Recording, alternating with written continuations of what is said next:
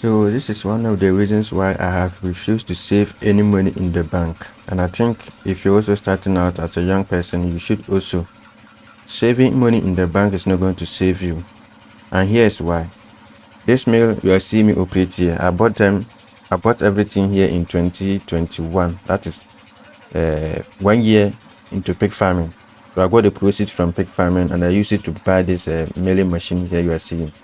And this machine is not just a machine like you're seeing it anywhere, but this is the one that has helped me to, in fact, make a profit of, in fact, make a margin of about 70% in my pig farming, because everything, I get every feed and every component here for free. Because this meal you're seeing here, I can do the milling of the corn myself. And even if I buy the soybean meal, which is sometimes comes in these larger forms, I'm able to grind it into powder such that the piglet can take everything completely.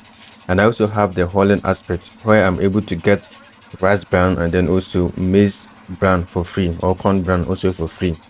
But that is not what I want to talk in this video. What I want to tell you in this video is that imagine the aspect where you see me operate, like where you see me pushing and then operating that small component you're seeing. In 2021, I bought the entire thing for 2,800 Ghana cedis, which we used to say 28 million. But currently, I went to ask and it's over 6,000. So you can calculate the increment from 2,800 to 6,000. You can just see the gap in less than 4 years. You see the increment.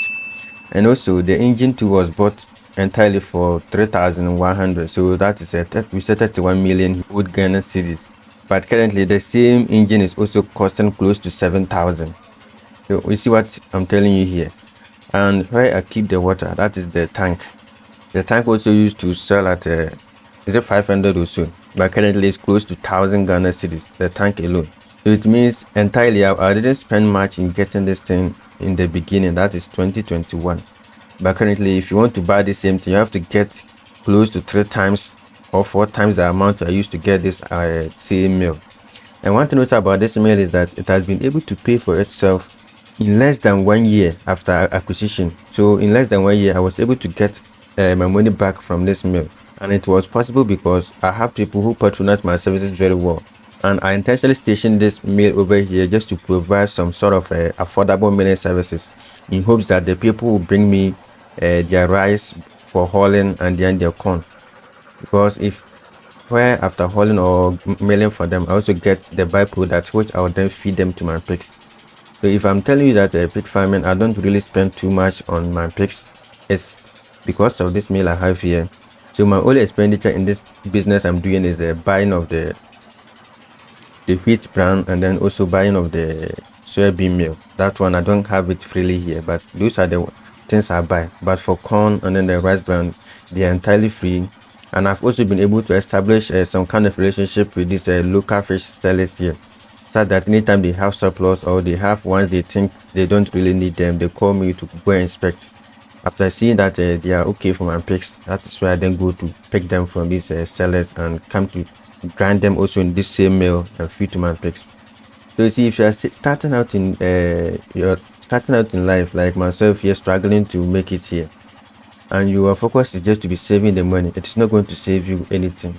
Imagine me saving that 2,800 in this meal. Even if I saved it in a high interest earning banking institution, it will not still be up to 5,000 in 3 years. If I should save that 2,800 Ghana cedis, by now it will not still be up to 5,000. But this meal, by this same amount I used to get a machine, has been able to pay for itself in less than 1 year.